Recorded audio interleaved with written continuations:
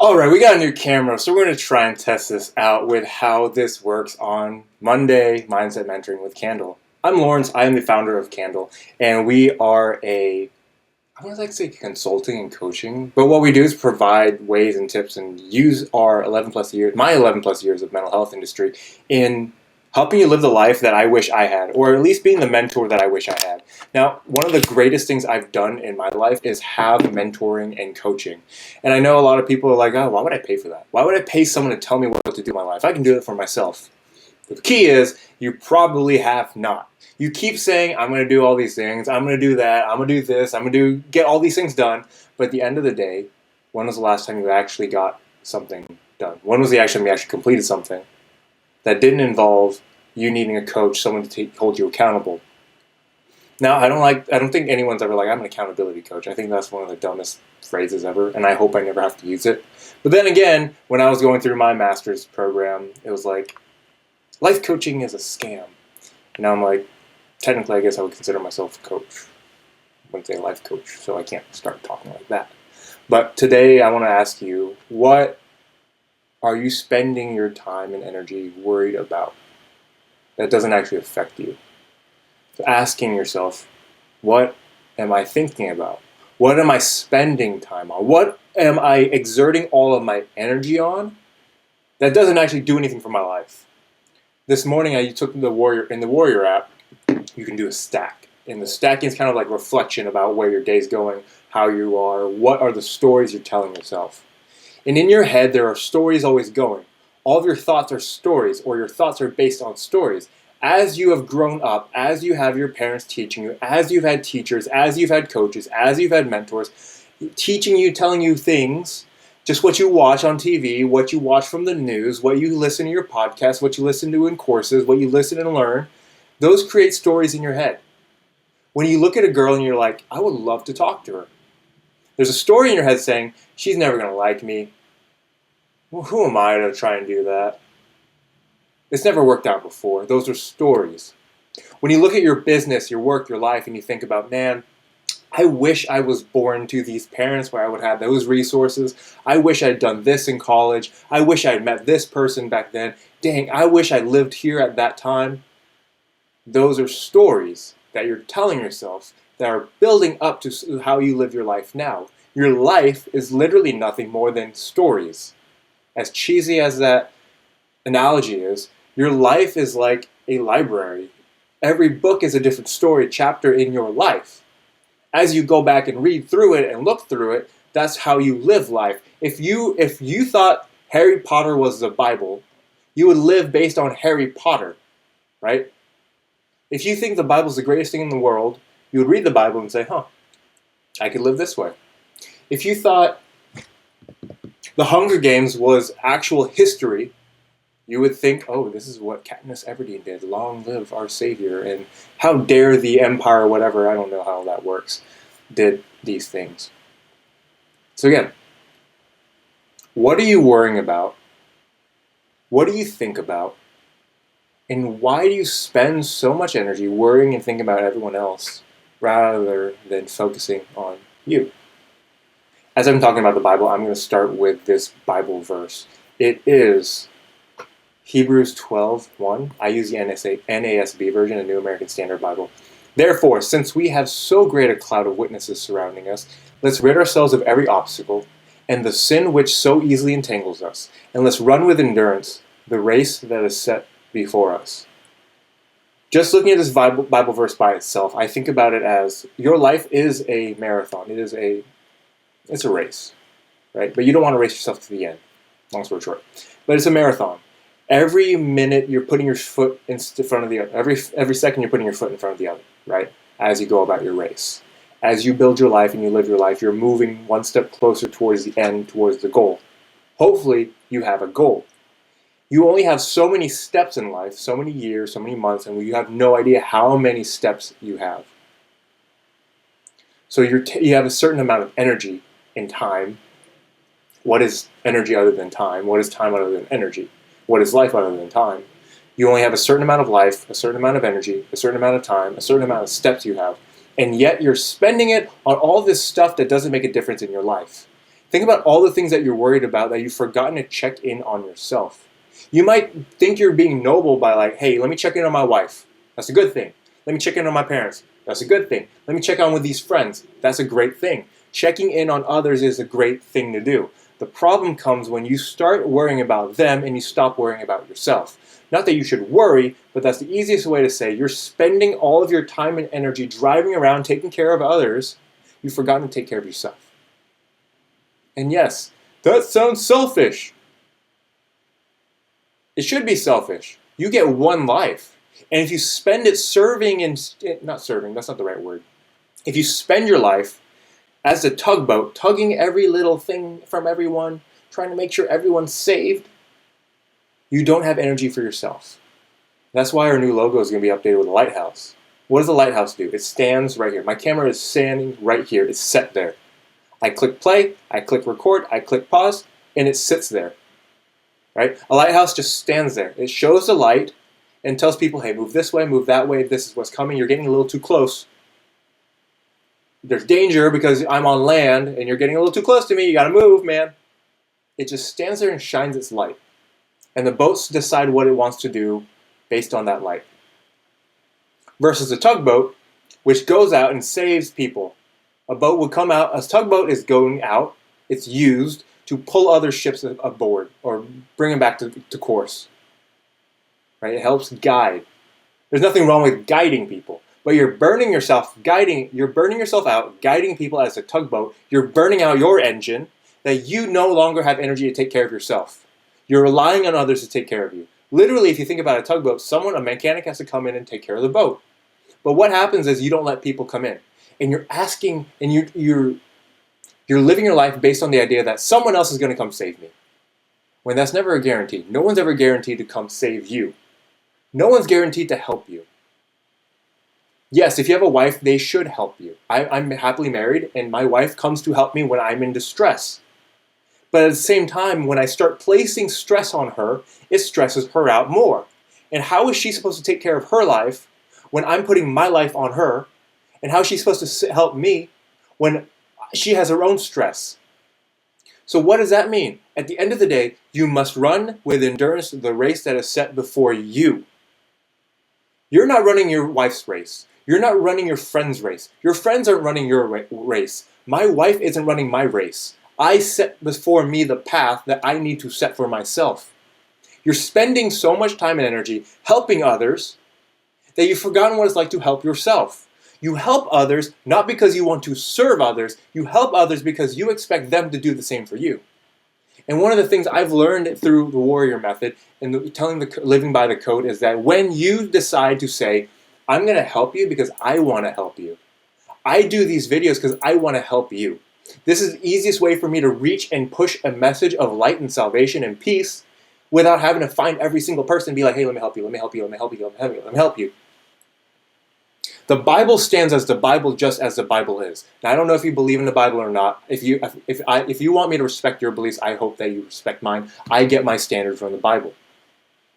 The Bible doesn't change based on my feelings. The Bible just stays as its own. Truth stays as its own. The sun comes up and down no matter what. It doesn't say, oh, you look tired today. Let me just hide a little longer. Time keeps moving.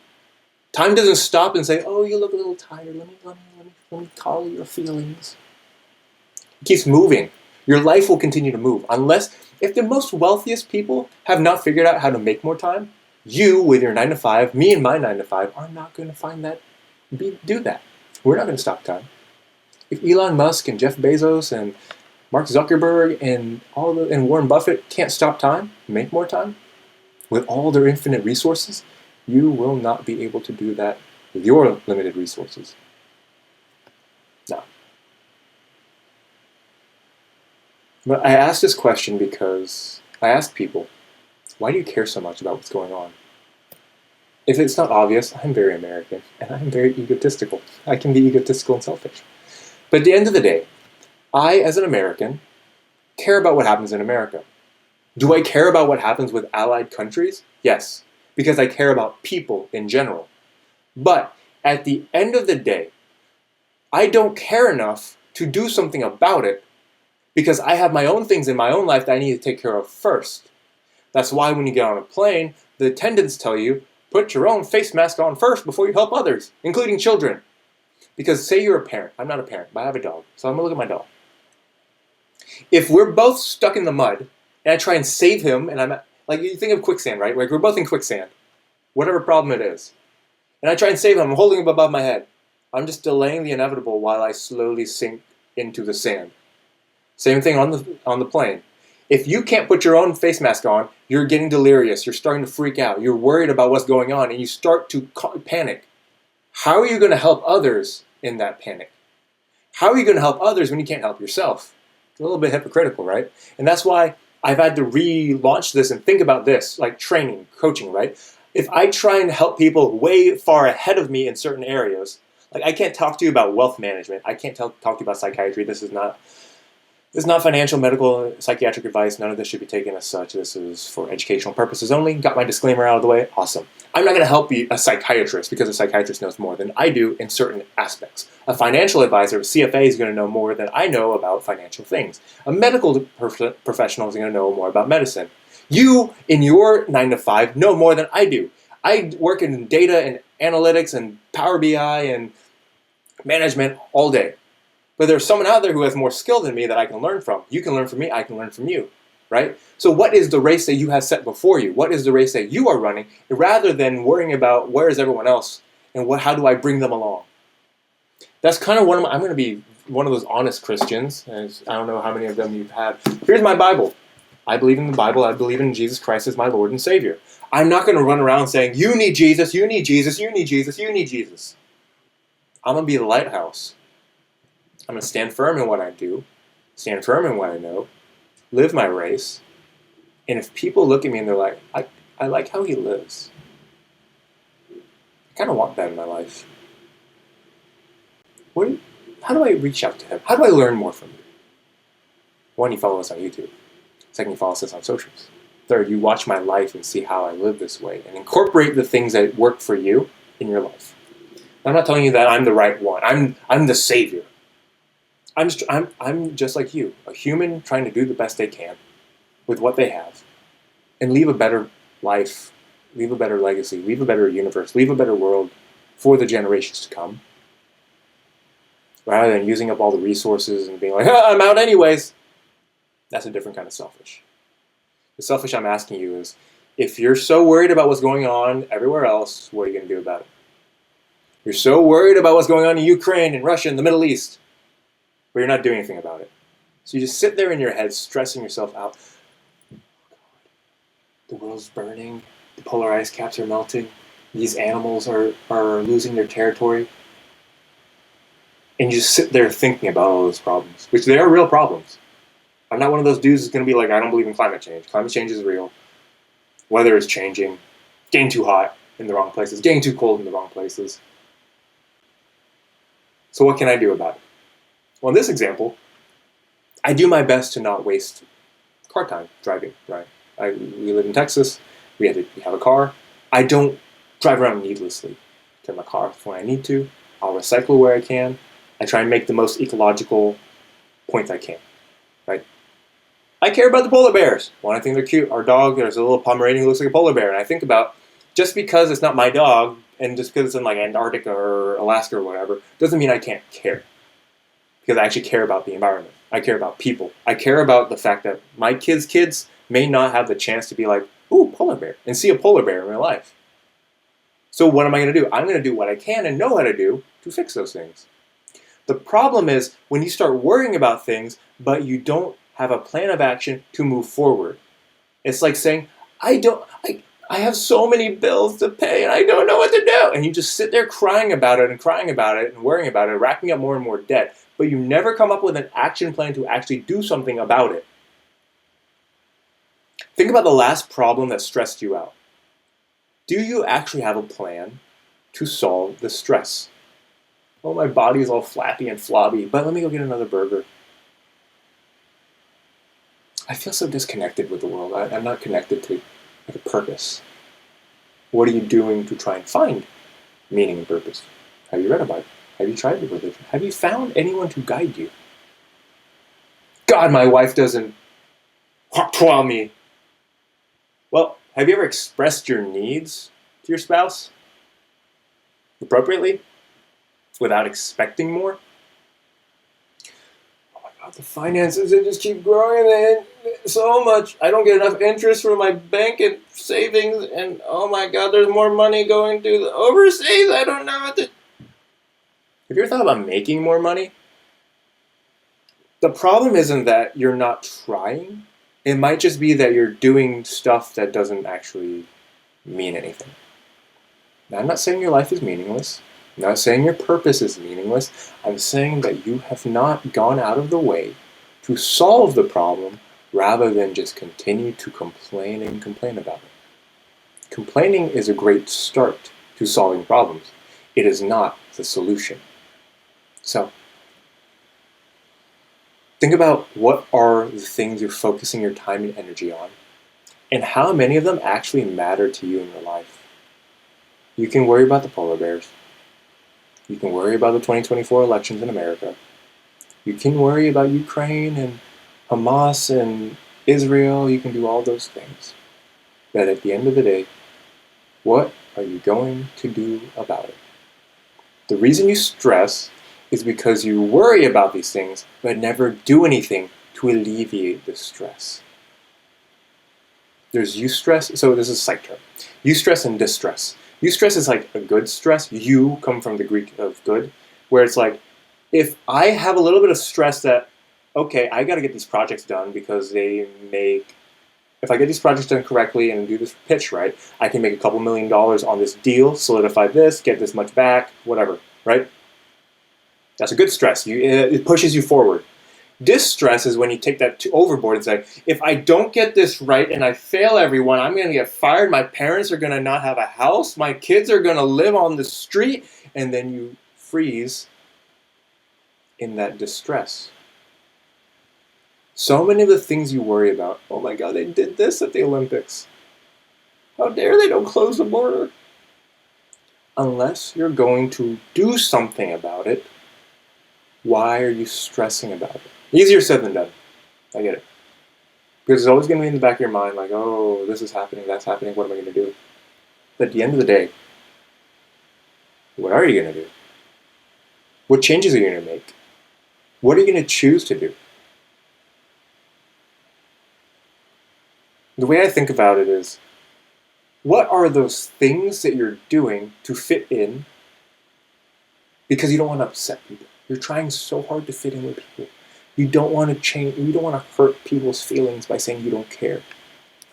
It's because you're trying to avoid the conflict that you know you need to have. The amount of times I've told my friends, I just don't care. Not because of them, not because of the situation. I've just been straight like, I like watching Lionel Messi. I like watching Cristiano Ronaldo. I liked watching David Beckham because they're the big names. I hate soccer. I can't watch soccer. I just can't. I love baseball. I like watching golf. NFL on TV is pretty fun to watch, but in real life it's really, really ridiculously boring. But I just can't get into soccer. And I'll tell my friends, like, I just don't enjoy it. And don't try and convince me anyway, I just don't enjoy it. And that brings me to a quote. I'm looking at my notes right now. I had it. Where did I find it? So in 10 The Habits of Highly Influential People, or Winning Friends and How to Win Friends and Influence People, Dale Carnegie says, I'm mixing two different books. In How to Win Friends and Influence People, Dale Carnegie says, a man convinced against his will is of the same opinion still. How many times are you trying to convince, think about your friends or spouse, kids, whatever it may be. First one to come to your mind. Think about them. When you try and tell them, you know that this is right because you've experienced it and you know that what you do is better. Like when I did fitness training, I know a lot of things. So when I would tell my wife, do this because this works, she didn't pay attention, not because she didn't care about what I said, but because it was like you're trying to force the situation versus when they learn it for themselves. Ben Franklin said, if you would persuade, you must appeal to the interest rather than the intellect. Logically, people know what to do, but they care about their interests versus the logic part. The irony is that you know exactly what it is you need to do in your life. You know you shouldn't be scrolling social media, but you're interested in it, so you keep doing it. You know you shouldn't pay as much attention to the news, but because they're not stupid, they know what keeps eyes on. They know what brings in ratings, and they're going to keep doing it. So when you're interested, because you want to know that other people, that's why you, what's it called? Rubberneck.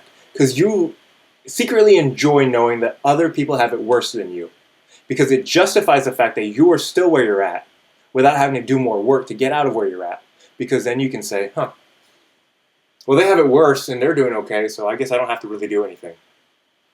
But at the end of the day, I want you to ask yourself, where is your mental health in all of this? What are you thinking about? The stress and worry that you feel on a daily basis comes from the fact that you're worrying about everything and everyone else, but you haven't taken the time to care for you.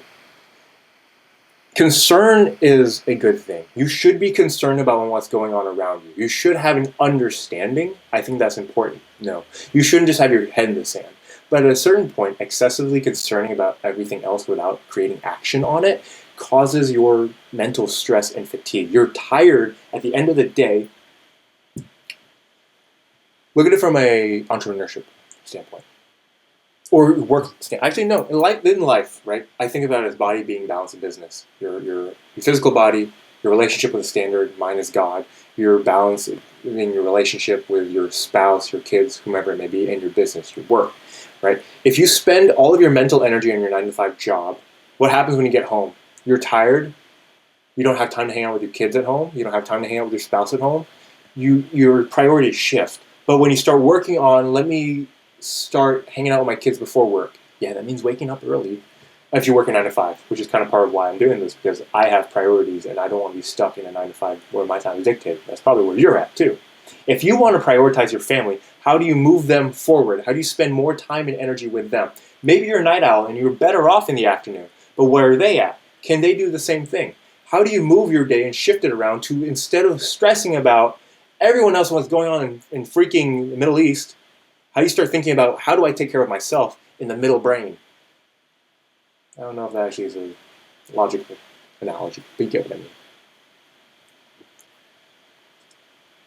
One of the most common things I've heard from clients is, but I need to be informed because I need to make good decisions. If I don't know what's going on, how do I have conversations? I don't want to seem out of touch or uninformed. It just means I'm missing things, and my friends are going to ask me what are my thoughts, and I don't want to look stupid. Have you noticed how all the objections that you have in your head are always about how you're perceived? But it's never about how your life is actually going to go and what you're going to get from it, right? You're worried about staying aware and informed so you feel connected to the world, but the world doesn't really care about you. Because let's say whatever's going on in the Middle East, you would never have known any of that if the TV didn't pop up. Whatever's happening in the Olympics, I had no idea what was going on because I don't pay attention to the Olympics. I'll watch the USA come in.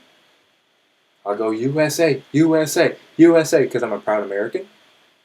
I'll see who wins gold. I'll sometimes watch weightlifting. I'll watch basketball sometimes. But all this hoopla about what's going on in the Olympics, I'm like, what am I going to do about it? They already did it. I'm just going to ignore it. Why am I going to keep giving it life? And that's what you do when you stress. You worry about things and you give it life because you keep paying attention to it. What if you stopped worrying about those things and started paying attention to the things you can actually change, and then you'll stop worrying because you're actually doing things to get rid of that worry? I think about when I was a dumb kid and my parents worried about me. They worried because they knew that they couldn't literally control what I was doing. They could teach me, they could train me, but like I said earlier, a man convinced against his will is of the same opinion still. They can try and change my will, but I still have my opinions. So they worried because they couldn't control that. The same way, you're worried because you can't control something. So the way to stop worrying is to release that control because you can't do anything about it anyways. Maybe you are the person who's going to end all wars. If you are, I'm happy you're watching this. But most likely, 99% of you, you're not that person. The war you can change is the one in your head. What is going on in your life that you can actually change? What are the things in your life that you actually affect? What are the things you can actually do to make the world a better place? Your life, your friend's life, your family life, slowly your community, and then that community starts to grow. I'm going to leave you with this. When I worked as a mentor out of college, I had a client ask me, why do you do this? It's like, you don't get paid well.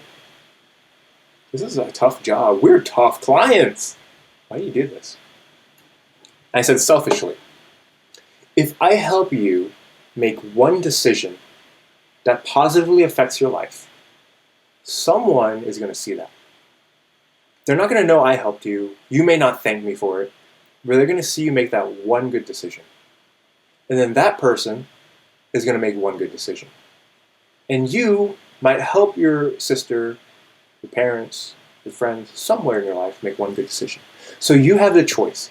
You do one good thing. You stand as that lighthouse. You shine your light.